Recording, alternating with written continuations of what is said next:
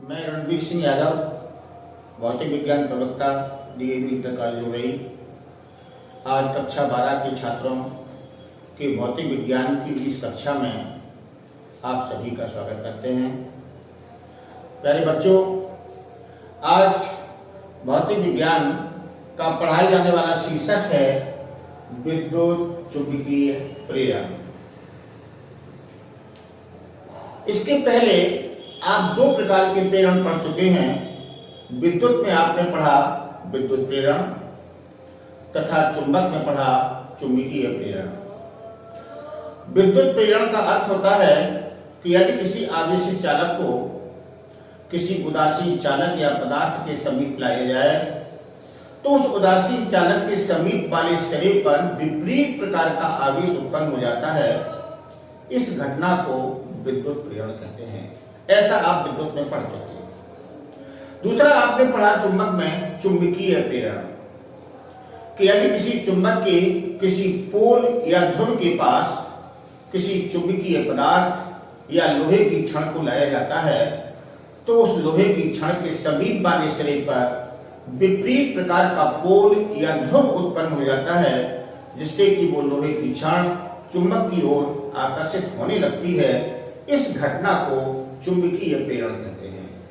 आज ये तीसरे प्रकार का प्रेरण है जो आपका आज के पढ़ाए जाने वाला शीर्षक भी है और इसे कहेंगे विद्युत चुंबकीय प्रेरण। लेकिन इस विद्युत चुंबकीय प्रेरण को पढ़ने के पहले आपको पढ़ना होगा चुंबकीय फ्लक्स। बात आती है चुंबकीय फ्लक्स से। चुंबकीय क्षेत्र का एक गुण है। मान लिया कि हमारे पास एक क्षेत्रफल का कोई एक तल है और ये तल ऐसे स्थान पर रखा है जहां पर एक समान चुंबकीय क्षेत्र B है। ये एक समान चुंबकीय क्षेत्र B हो गया। यदि इस तल के लंबवत खींची गई रेखा, ये तल की लंबवत रेखा हो गई, और आपको सबको पता है कि किसी तल के लंबवत खींची गई रेखा के अनुदिश क्षेत्रफल वेक्टर होता है, तो यहां पर क्षेत्रफल वेक्टर A हो गया।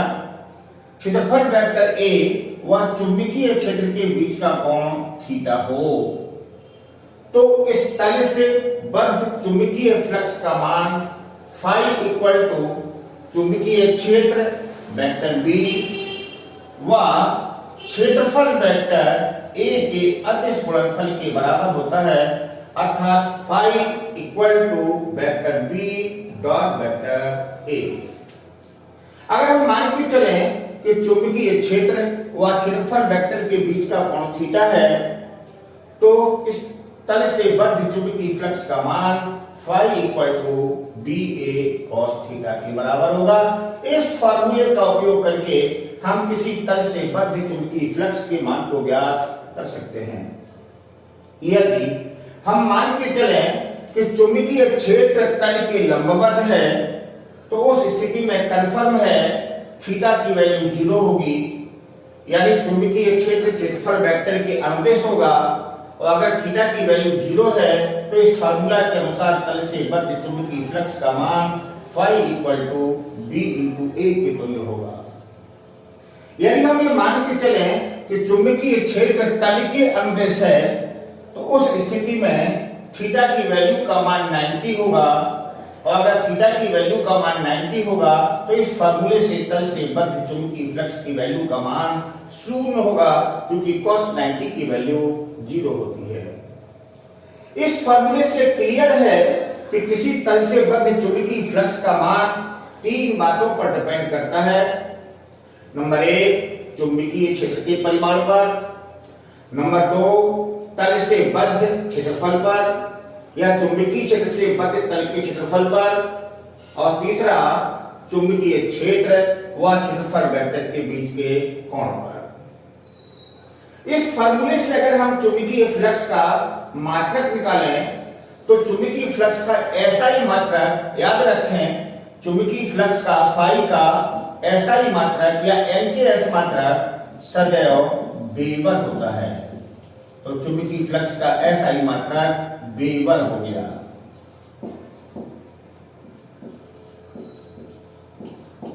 और याद रखें चुंबकीय फ्लक्स का CGS मात्रक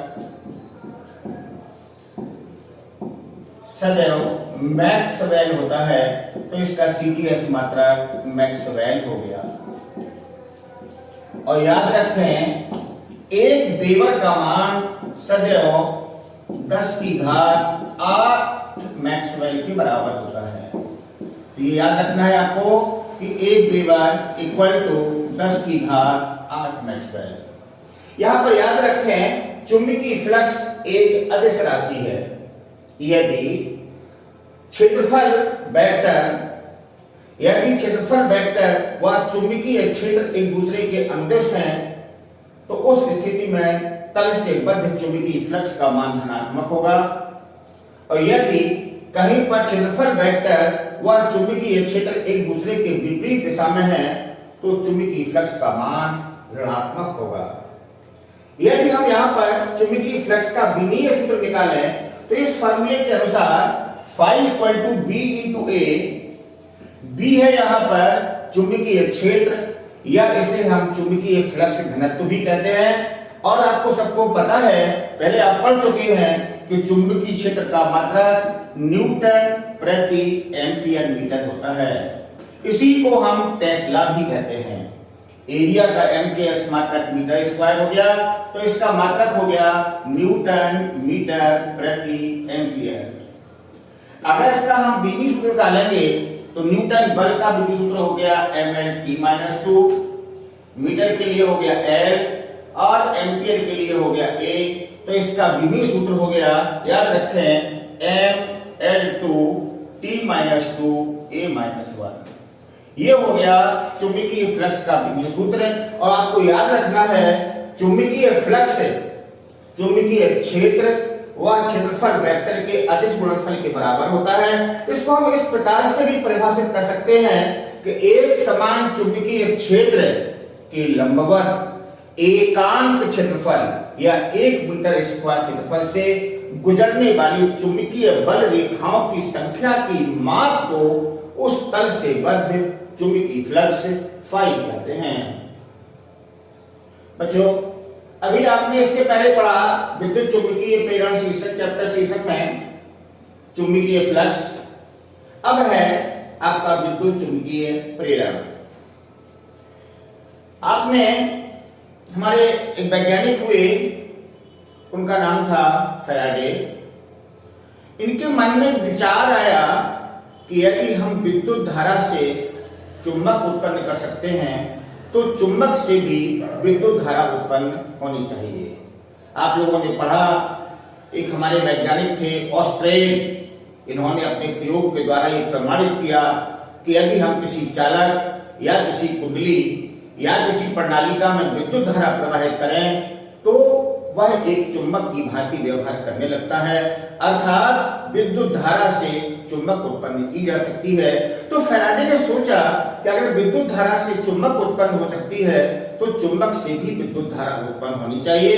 इसके लिए इन्होंने एक कुंडली को बंद परपथ के रूप में लिया। ये हमारी कुंडली है, इस कुंडली को बंद परपथ में एक धारामापी के द्वारा जोड़ दिया और इसके समीप किसी चुंबक को रखा। जब कुंडली व चुंबक के बीच में कोई रिलेटिव मोशन, सापेक्ष गति नहीं थी, तो इस धारामापी में कोई विक्षेप प्राप्त नहीं हुआ। लेकिन जैसे ही कुंडली व चुंबक के बीच सापेक्ष गति हुई, सापेक्ष गति का अर्थ है कि यदि चुंबक के नॉर्थ पोल को या तो हम कुंडली के समीप ले जाएं या दूर ले जाएं, या कुंडली को चुंबक के पोल के पास ले जाएं, दूर ले जाएं, या दोनों की गति के कारण दोनों के बीच की दूरी घटे या बढ़े, तो इस स्थिति में जैसे ही इन दोनों के बीच में सापेक्ष गति हुई, तो गैल्वेनोमीटर या धारामापी में विक्षेप उत्पन्न हो गया। इसका कारण यह हुआ कि जैसे ही चुंबक व कुंडली के बीच सापेक्ष गति होती है, तो इस कुंडली से बद्ध चुंबकीय फ्लक्स के मान में परिवर्तन होता है, क्योंकि जब यहाँ पर ये चुंबक है तो कन्फर्मेटिव के कारण यहाँ पर चुंबकीय बल रेखाएं होंगी और ये चुंबकीय बल रेखाएं इस कुंडली से भी गुजरेंगी। अगर हम इस चुंबक को इस कुंडली के समीप लाएंगे, तो इस कुंडली से बद्ध चुंबकीय फ्लक्स का मान बढ़ेगा और यदि हम चुंबक को कुंडली से दूर ले जाएंगे तो कुंडली से बद्ध चुंबकीय फ्लक्स का मान घटेगा। अर्थात इस फ्लक्स परिवर्तन के कारण कुंडली के सिरों के बीच एक विद्युत वाहक बल उत्पन्न हो जाता है जिसे प्रेरित विद्युत वाहक बल कहते हैं। और अगर यह कुंडली बंद परपथ के रूप में है तो इस कुंडली में धारा बहने लगती है। ऐसी धारा को प्रेरित धारा कहते हैं। चुंबकीय प्रेरण की इस घटना का नाम है विद्युत चुंबकीय प्रेरण। कुल मिलाकर इस सारी बात का आशय ये हुआ कि यदि किसी बंद परपथ या कुंडली व चुंबक के बीच सापेक्ष गति होती है तो कुंडली से बद्ध चुंबकीय फ्लक्स में परिवर्तन के कारण उसके सिरों के बीच प्रेरित विद्युत वाहक बल उत्पन्न हो जाता है। कुंडली के बंद परपथ में होने पर उसमें प्रेरित धारा उत्पन्न हो जाती है। इस घटना को विद्युत चुंबकीय प्रेरण कहते हैं। विद्युत चुंबकीय प्रेरण के लिए अभी आपको बताया कि ये कार्य फैराडे ने किया, तो फैराडे ने विद्युत चुंबकीय प्रेरण के दो नियम दिए। प्रथम नियम में यह हुआ फैराडे के विद्युत चुंबकीय प्रेरण का प्रथम नियम।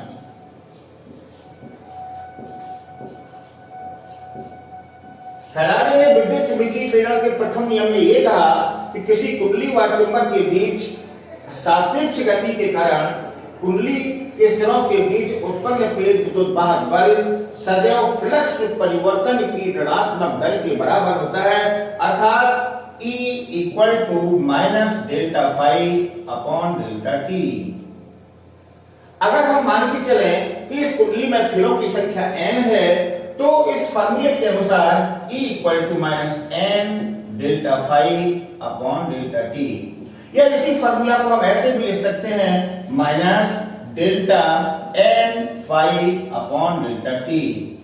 यहां पर n फाई को फ्लक्स ग्रंथिकाओं की संख्या या फ्लक्स लिंकेजेस कहते हैं और इस फ्लक्स ग्रंथिकाओं की संख्या को हम वेबर टर्न के रूप में मापते हैं, यानी इसका मात्रक वेबर टर्न होगा। तो ये हो गया फैराडे के चुंबकीय प्रेरण का प्रथम नियम, E equal to minus n delta phi upon delta t. अगर हम यहाँ पर ये मान के चलें कि डेल्टा टी का मान बहुत अल्प है तो डेल्टा टी टेंड टू 0, तो इसी को हम ऐसे भी लिख सकते हैं E equal to limit delta t tends to 0 minus delta phi upon delta t equal to minus d phi upon t T.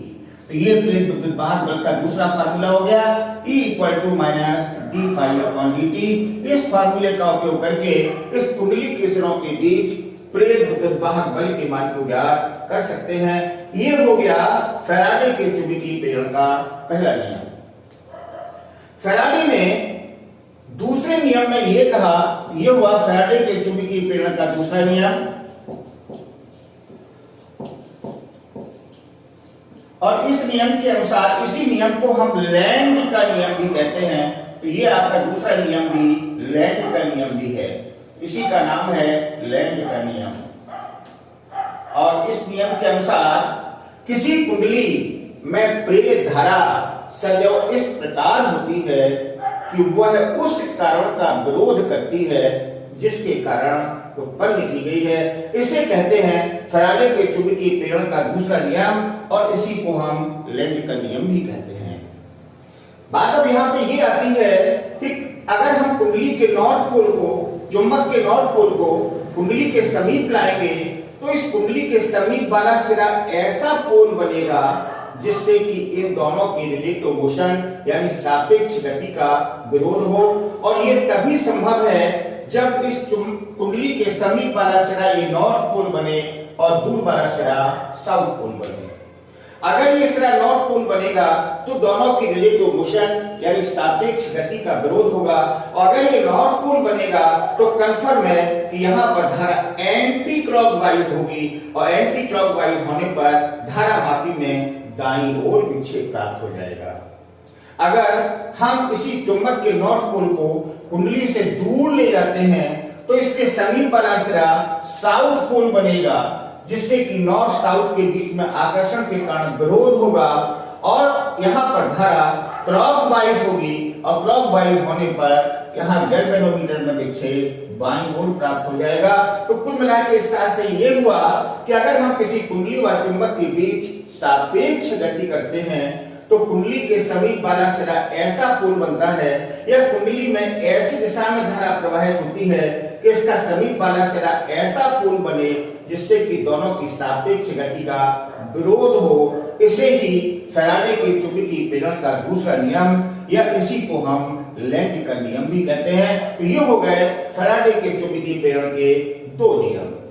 अब बात यहाँ पर आती है कि पहले नियम में किसी कुंडली व चुंबक की सापेक्ष गति के कारण प्रेरित विद्युत वाहक बल का फार्मूला है E = -delta phi upon delta t. तो पहले नियम के अनुसार ये हो गया कि विद्युत वाहक बल का मान E = -delta phi upon delta t. अगर हम मान के चलें कि जो कुंडली हमारी बंद परपट के रूप में है, अगर इस कुंडली के प्रतिरोध का मान R है तो कंफर्म है कि इसमें उत्पन्न होने वाली प्रेरित धारा का मान I = E/R के तुल्य होगा। तो अगर हम इसका मान करें निकालें तो इसका मान हो जाएगा -delta phi upon R × delta t. और अगर इस कुंडली में फेरों की संख्या n है तो इसी का E का मान हो जाएगा -n delta phi upon delta t और प्रेरित धारा का मान हो जाएगा -n delta phi upon R × delta t. इस फार्मूले में चूंकि प्रेरित धारा में यहाँ पर जो विद्युत वाहक बल का फार्मूला है इसमें माइनस चिन्ह केवल इसके विरोध को दर्शाता है। इस माइनस चिन्ह का उपयोग ये है कि ये शो कर रहा है कि सदैव प्रेरित विद्युत वाहक बल फ्लक्स परिवर्तन के विरोध के कारण उत्पन्न हुआ। अगर हम प्रेरित धारा का मान निकालेंगे तो E की न्यूमेरिकल वैल्यू लेंगे तो न्यूमेरिकल वैल्यू में यहाँ पर माइनस साइन का इस्तेमाल नहीं होगा। तो प्रेरित धारा की न्यूमेरिकल वैल्यू का मान I = n/R delta phi upon delta t के तुल्य होगा। अगर हम इसके कारण इस परपथ में उत्पन्न प्रेरित आवेश का मान Q माने तो प्रेरित आवेश का मान Q = I × डेल्टा टी। यहाँ पर इस फार्मूले से मान रखें तो इसकी वैल्यू का मान n/R × डेल्टा फाई के बराबर हो गया। इन तीन फार्मूलों के द्वारा हम विद्युत वाहक बल, प्रेरित धारा व प्रेरित आवेश के मान को ज्ञात कर सकते हैं। इन फार्मूलों में ध्यान दें कि प्रेरित विद्युत वाहक बल व प्रेरित धारा ये दोनों समय पर निर्भर करते हैं। इसका अर्थ ये हुआ कि अगर हम कुंडली और चुंबक के बीच होने वाली आपेक्षिक गति को अचानक तेज कर दें तो कंफर्म है कि प्रेरित विद्युत वाहक बल का मान बढ़ जाएगा, प्रेरित धारा का मान बढ़ जाएगा। लेकिन चूंकि प्रेरित आवेश में समय नहीं है तो अचानक कुंडली व चुंबक की आपेक्षिक गति को तेज करने पर प्रेरित आवेश के मान पर कोई प्रभाव नहीं पड़ेगा। इन फॉर्मूलों का उपयोग करके हम प्रेरित विद्युत वाहक बल, प्रेरित धारा व प्रेरित आवेश के मान को ज्ञात कर सकते हैं। बच्चों, अभी आपने पढ़ा फैराडे के चुंबकीय प्रेरण के दो नियम। अगला है इस चैप्टर में एक समान चुंबकीय क्षेत्र में गतिशील चालक तार के सिरों के बीच उत्पन्न प्रेरित विद्युत वाहक बल। हमने मान लिया कि हमारे पास एक समान चुंबकीय क्षेत्र है। ये हमने मान लिया कि कोई एक समान चुंबकीय क्षेत्र है और ये एक समान चुंबकीय क्षेत्र इस तल के लंबवत नीचे की ओर है। याद रखें, कहीं पर भी चुंबकीय क्षेत्र को व्यक्त करने के लिए यदि चुंबकीय क्षेत्र तल के लंबवत नीचे की ओर हो तो हम क्रॉस चिन्हों का प्रयोग करते हैं और यदि कहीं पर चुंबकीय क्षेत्र तल के लंबवत ऊपर की ओर हो तो वहां पर डॉट चिन्हों का प्रयोग करते हैं। तो हमने मान लिया कि इस तल में एक समान चुंबकीय क्षेत्र तल के लंबवत नीचे की ओर है और इस एक समान चुंबकीय क्षेत्र में हमारे पास L लंबाई का कोई PQ चालक तार है। ये हमने मान लिया कि PQ चालक तार है और इसकी लंबाई L है। इस L लंबाई के PQ चालक तार को एक समान चुंबकीय क्षेत्र में B वेग से दाईं ओर गति कराया जाता है। इसके पहले आप लोग पढ़ चुके कि चालकों में मुक्त इलेक्ट्रॉन होते हैं और वो ऋण आवेश के रूप में होते हैं। तो अगर ये p की एक चालक तार है तो कंफर्म है कि इसमें ऋण आवेश वाले इलेक्ट्रॉन होंगे और ये इलेक्ट्रॉन जिन परमाणुओं से निकलेंगे उन परमाणुओं पर इलेक्ट्रॉनों के बराबर धन आवेश होगा। इसका मतलब कंफर्म है कि इस चालक तार में ऋण आवेश वाले तो इलेक्ट्रॉन होंगे और धन आवेश वाले परमाणु होंगे। यदि इस चालक तार को v वेग से हम दाईं ओर गति कराते हैं तो कंफर्म है कि ये आवेश एक समान चुंबकीय क्षेत्र में गति करेंगे। और आप पढ़ चुके हैं चुंबक में कि यदि कोई आवेश एक समान चुंबकीय क्षेत्र में गति करता है तो उस पर लगने वाले चुंबकीय बल का मान या लॉरेंज बल का मान सदैव Fm = qBV sin थीटा के तुल्य होता है। ऐसा आप चुंबक में पढ़ चुके कि यदि कोई q आवेश v वेग से एक समान चुंबकीय क्षेत्र b की दिशा से थीटा कोण पर गति करे तो उस पर लगने वाले चुंबकीय बल या लॉरेंज बल का मान Fm = qBV sin थीटा के तुल्य होता है। यहाँ पर ये आवेश इस एक समान मैग्नेटिक फील्ड में गति कर रहे हैं, लेकिन यहाँ पर आवेश की गति की दिशा व मैग्नेटिक फील्ड के बीच का कोण 90 है। तो कंफर्म है कि चुंबकीय बल का मान Fm = qBV के तुल्य होगा। लेकिन ध्यान दें, धन आवेश पर चुंबकीय बल p से की ओर व ऋण आवेश पर चुंबकीय बल q से की ओर कार्य करेगा। और इसके लिए भी आप पढ़ चुके हैं फ्लेमिंग के बाएं हाथ का नियम। और फ्लेमिंग के बाएं हाथ के नियम के अनुसार यदि हम बाएं हाथ का अंगूठा व उसके पास की दोनों अंगुलियां एक दूसरे के लंबवत रखें, पहली अंगुली चुंबकीय क्षेत्र की दिशा को, बीच की अंगुली धारा की दिशा को व्यक्त करे तो अंगूठा चालक पर लगने वाले बल की दिशा को व्यक्त करता है। जब यहाँ पर धन व ऋण आवेश गति करेंगे तो याद रखें धन आवेश की गति की दिशा में धारा मानी जाती है व ऋण आवेश की गति के विपरीत दिशा में धारा मानी जाती है। यहाँ पर ये धन आवेश व ऋण आवेश दोनों ही v वेग से तल में दाईं ओर गतिमान है। अगर हम यहाँ पर फ्लेमिंग के बाएं हाथ का नियम लगाएंगे तो बाएं हाथ के नियम के अनुसार धन आवेश की गति की दिशा यहाँ को हो गई, धारा यहाँ को हो गई। b यहाँ पर तल के लंबवत नीचे की ओर है तो ये पहली अंगुली तल के लंबवत नीचे की ओर, तो अंगूठा चालक पर लगने वाले बल की दिशा में होगा। ये बात क्लियर हो गई कि धन आवेश पर लगने वाला चुंबकीय बल p से की ओर कार्य करेगा और ऋण आवेश पर चुंबकीय बल q से की ओर कार्य करेगा। आपको सबको पता है कि किसी चालक में ऋण आवेश वाले इलेक्ट्रॉन गति करने के लिए स्वतंत्र होते हैं, धन आवेश वाले परमाणु गति करने के लिए स्वतंत्र नहीं होते। अर्थात इस चुंबकीय बल के कारण इस चालक के ऋणावेशित इलेक्ट्रॉन p से q से की ओर गति करने लगेंगे। तो कुछ समय के पश्चात p से की ओर धन आवेश एकत्रित हो जाएगा और q से की ओर ऋण आवेश एकत्रित हो जाएगा।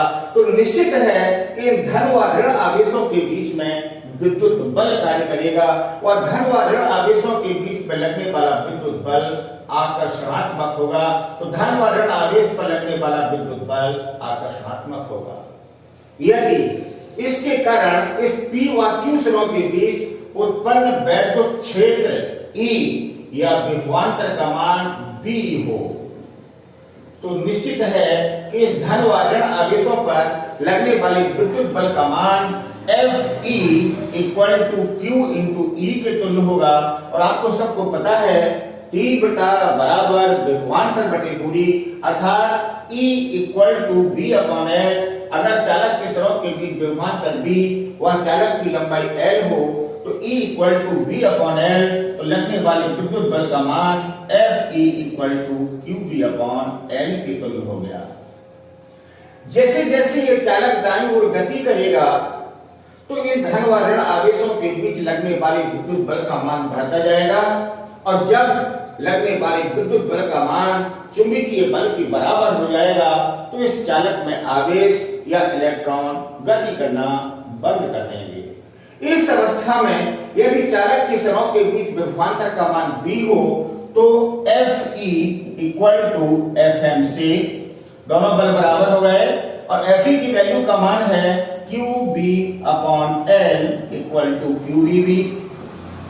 यहां से Q कैंसिल हो गया, तो चालक के सिरों के बीच उत्पन्न प्रेरित विद्युत वाहक बल या प्रेरित विभवांतर का मान V इक्वल टू VVL के तुल्य हो जाएगा। ये हो गया चालक के सिरों के बीच उत्पन्न प्रेरित विद्युत वाहक बल या विभवांतर का फॉर्मूला।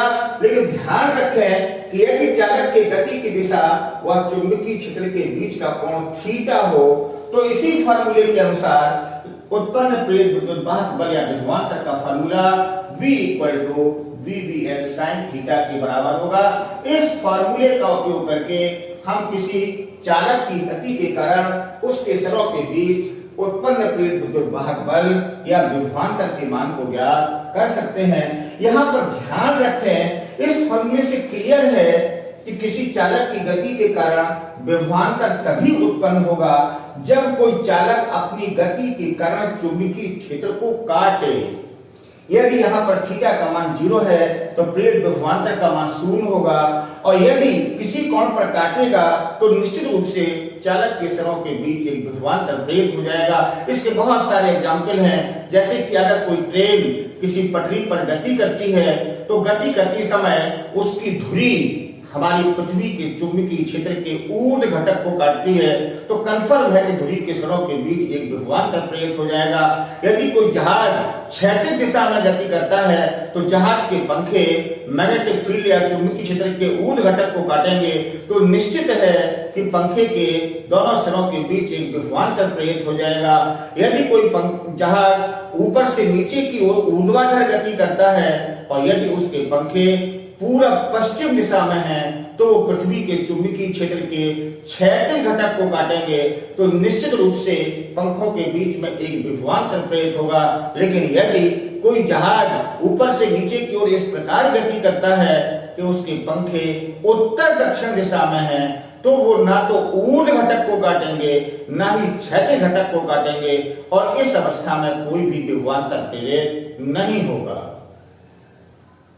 अभी आपने पढ़ा किसी एक समान चुंबकीय क्षेत्र में गतिशील चालक तार के सिरों के बीच प्रेरित विद्युत वाहक बल, और उसका फॉर्मूला निकाल लिया V equal to VVL sin theta. यदि मान लिया कोई चालक किसी एक समान चुंबकीय क्षेत्र में गति करता है और यदि वो चालक बंद पथ में है, तो कंफर्म है कि उसमें प्रेरित धारा उत्पन्न होगी। इस प्रेरित धारा की दिशा को ज्ञात करने के लिए एक नियम दिया गया जिसे कहते हैं फ्लेमिंग के दाएं हाथ का नियम। फ्लेमिंग के दाएं हाथ के नियम के अनुसार यदि हम फ्लेमिंग के दाएं हाथ का अंगूठा व उसके पास की दोनों अंगुलियों को इस प्रकार फैलाएं कि तीनों एक दूसरे के लंबवत हों, तो पहली अंगुली यदि चुंबकीय क्षेत्र की दिशा में, अंगूठा चालक की गति की दिशा में हो, तो बीच वाली अंगुली सदैव प्रेरित धारा की दिशा को व्यक्त करती है। इस फ्लेमिंग के दाएं हाथ के नियम का इस्तेमाल करके हम किसी भी चालक में प्रेरित धारा की दिशा को ज्ञात कर सकते हैं। ये केवल नियम प्रेरित धारा के लिए ही लागू होता है, ये मुख्य धारा के लिए लागू नहीं होता।